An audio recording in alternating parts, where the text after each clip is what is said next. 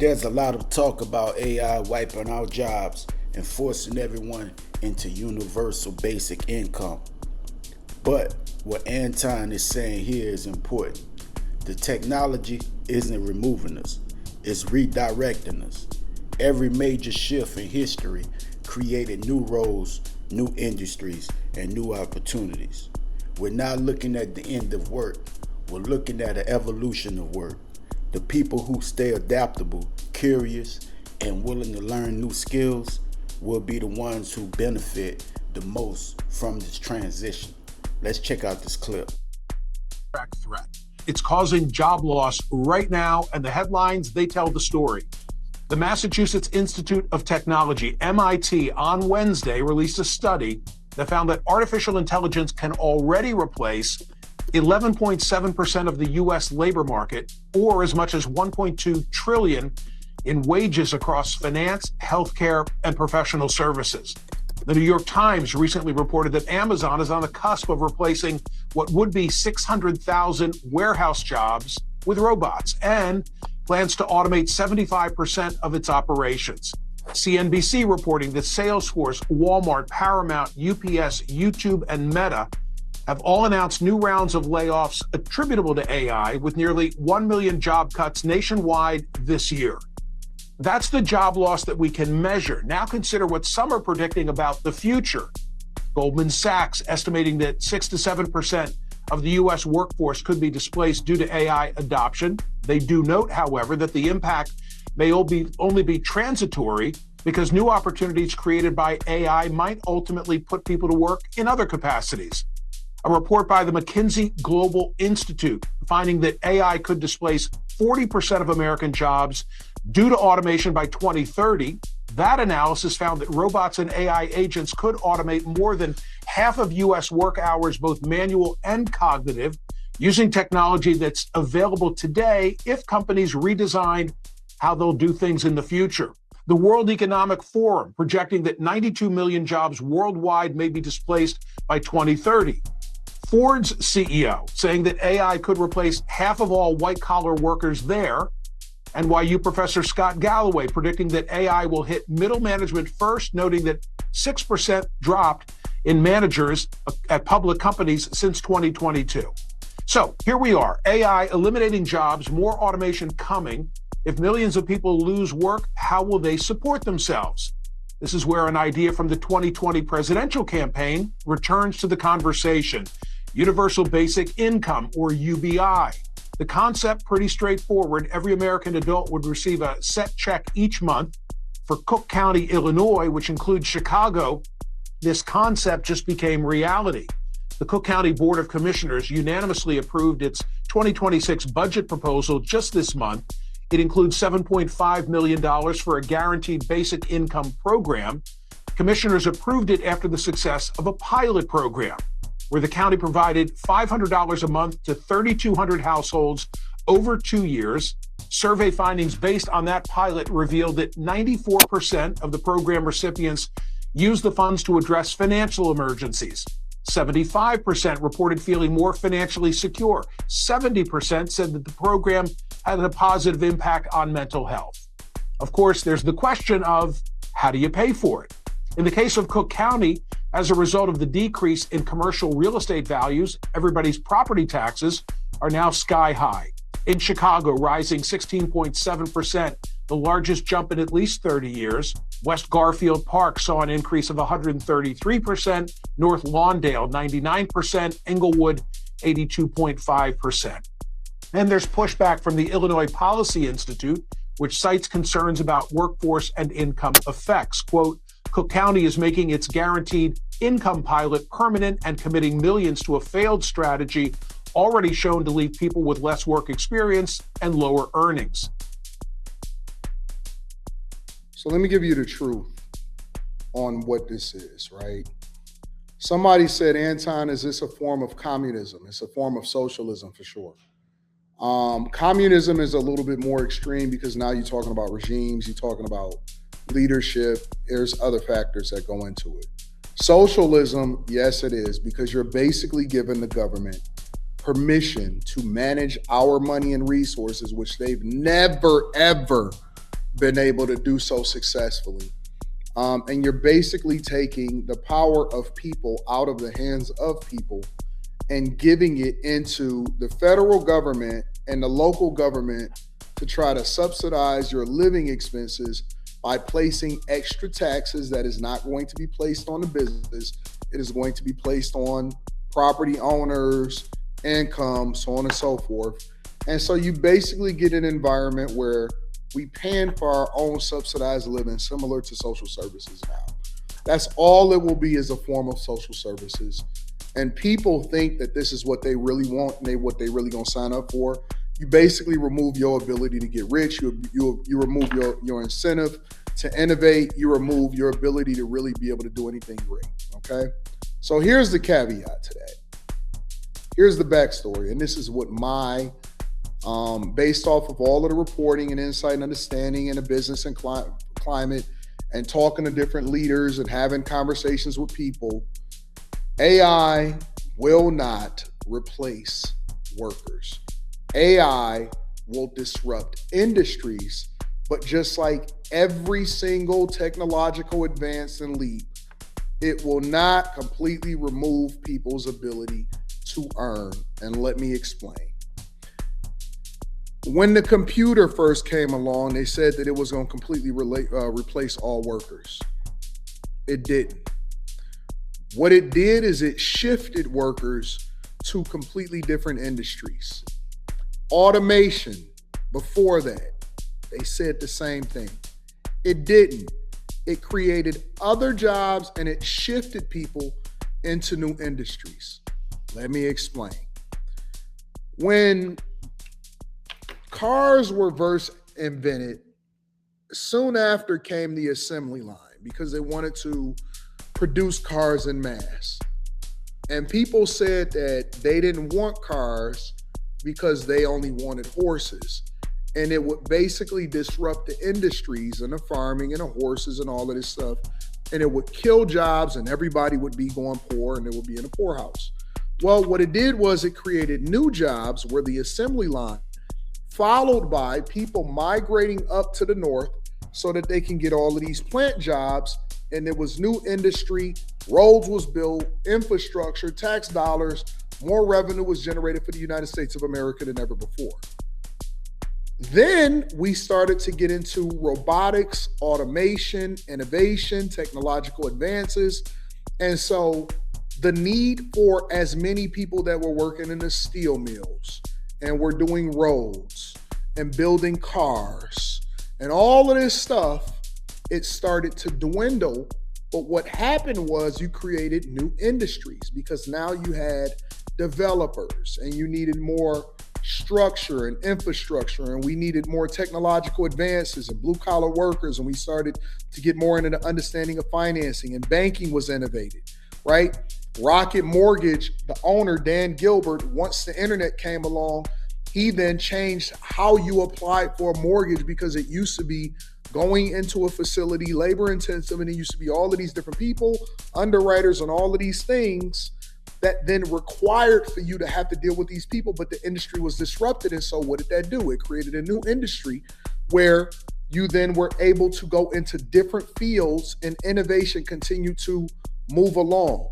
And it's the same thing with the computer. It's the same way with the internet. What did the internet do? It leveled the playing field so that we didn't just have 4, 5, 6 channels, and cable wasn't just a big thing. Cable companies died. Hollywood is now contracting, but what did it do? It gave rise to individual content creators, and it opened up the world for a new possibility of innovation, which then is leading us to where we are now, right? And so my point is that when one industry is disrupted or a different industry is disrupted, it then gives rise and new opportunities to new industries, and then we create entirely new places where we need more workers. Never in a million years did I think that me becoming a vlogger and just vlogging my life would lead to me having a team of 20 plus people that I both work with on camera and people that I work with off camera, right? Now I am in a space where I am hiring more people as a small business owner, and almost everybody is making a crazy amount of money. My editors make $100,000 a year. My point, and guess what we use to innovate and push forward the agenda and enhance our projects? We use AI to simplify some of our workflows. We bring in camera people, we hire different contractors, right? I have now become a builder and I'm innovating in that realm and stuff like that. So new jobs, new opportunities, and then there's some industries that will just be enhanced and won't be disrupted at all. You are still going to need electricians. We're short on electricians. We're short on the jobs. If you go over to Ford Motor Company right now, and I went over there and I talked to the Innovation Center. I talked to some people that worked in the Innovation Center. They are short on people that actually are capable of doing a lot of the jobs that they have available, starting off at $134,000 an hour. I mean, a year, right? Starting at $134,000 a year. I know a guy that just moved into this building and he just got hired. He moved from where he was because it was such a huge demand for automation. You're talking about new infrastructure projects.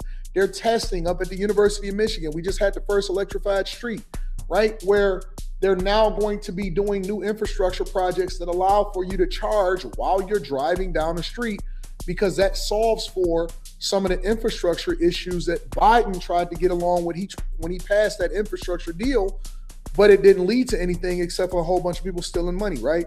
There's a lot of new industries that we don't even know of, right? AI is not going to replace people. It's going to enhance what we already are doing. So as new jobs or certain jobs go away, especially some of the jobs that y'all don't care for, farming is now going to be more innovative. Physical AI, where you don't need people to go inside of the warehouses and do certain things, and you have a high turnover rate, right? It is going to innovate industries and things that make our jobs easier and quicker for us to move faster and innovate and create new jobs. I don't believe, yes, you're going to need plumbers. Yes, you're going to need HVAC technicians. I don't believe that AI is there to completely replace workers. I believe that it disrupts industries. I believe that a lot of companies are lying and trying to act like they're laying off because of AI. None of these companies are that innovative enough to actually lay off because of AI yet. Zero. Somebody said, I don't support AI as replacing humans. That's like saying I don't support computers because they replace humans. Yes, you do. Yes, you do. Well, if you don't support AI because it's replacing humans, then that means don't pick up a phone. You do. You just don't even know it. Listen, most of y'all that say what y'all ain't gonna do, you already doing it. You fucking watching me on an AI device right now and you don't even know it. You absolutely do. Listen, you're not cool. You're not innovative. You're not doing anything unique. You're not awesome. You're not going against the machine. You very much in it just like everybody else. Y'all be acting like y'all so awesome. You said, why would they lie? Who is they? These are all people that are predicting. That's all they doing is predicting. You know what an analyst is? An analyst tries to predict what a company is going to do before it does it so that it can capitalize off of it. Everybody be trying to act like, oh, I'm so cool, I'm going to go analog. You know what else I think it's going to do? It's going to create greater experiences for people that want in-person physical experiences. I know of several record pressing shops that recently opened here in Detroit within the last few years because vinyl is starting to blow back up again. In-person experiences, going to the actual shows and the concerts are booming right now. Physical buttons, those are the new luxury items. Analog, right? Actual physical, handmade, handcrafted things are the new wave now. And I can't predict everything, obviously, because it's a lot that I don't know that's happening behind the scenes and stuff like that also. But the point that I'm making is that all we doing is just seeing the evolution. People are just pushing so fast to try to move over to AI and over innovate everything that That's because they want to over-innovate everything. And I think that a lot of these companies, in order to escape actually having to be accountable for whether or not they're running their company good or not, they blame it on AI. Hey, we gotta lay people off because we're innovating with AI. No, they're not. No, they're not. No, they're not. They're just trying to add value for the shareholders. And it's easy to just blame everything on AI.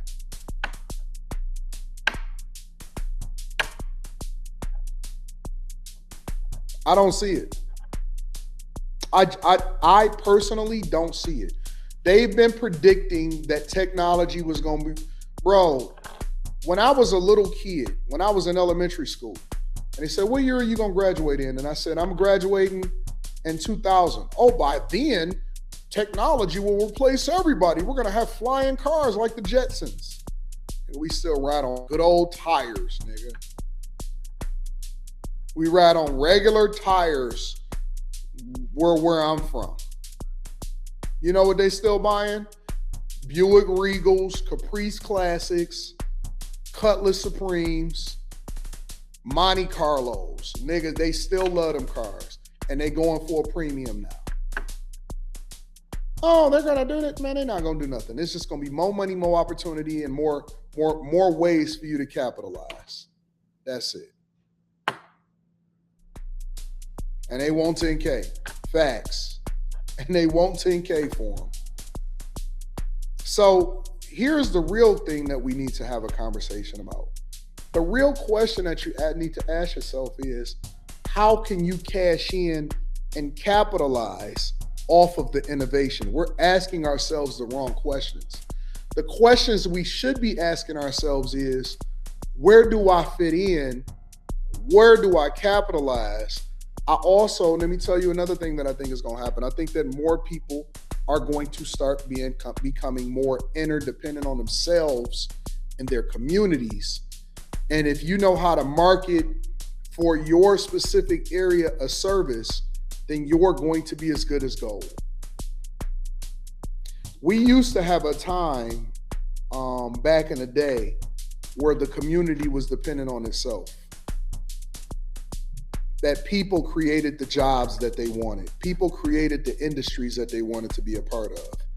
You had the meat man, the bread man, this man, that man. I think that we're going to start moving more into small businesses, and people are going to start sustaining and creating jobs for themselves. One thing that we're not taking into consideration, humans are very, very, very resilient. We're innovative, we're resilient, and as long as we keep an environment where we stay away from socialism, then we'll continue to innovate and we'll still be creating opportunities for ourselves. We do need to get back to entrepreneurship. We do. And so, for example, I'm not a part of the regular workforce anymore. I retired, whereas I could have, think about it like this. I'm one of many people that could be still working in corporate America. That is a job, that is a position, and if I was in corporate America, I would probably be doing 2 jobs. That is 2 jobs that I would be taking up, but instead, I decided to let 2 jobs be available for other people, and then I decided to create 50 more. And not only did I create 50 jobs that's within my companies, but I also have those 50 jobs then create and pour into the economy. And a lot of people then become interdependent on the different companies that I help create jobs for. So if I, for example, am building houses and I'm regularly scaling up because I'm doubling my production of the houses that I build every single year, I'm creating jobs. That is why I say I don't want to leave my community. I don't want to leave Detroit and Metro Detroit. Why? Because we are a part of the economy. The more that I pour into the economy, the more productive we are, the more jobs that we offer, the more businesses sustain, the more restaurants that open, the more tickets get sold, the more opportunities are available, the more goes into the economy, the more the infrastructure grows, the greater we become. That's why I won't leave my city.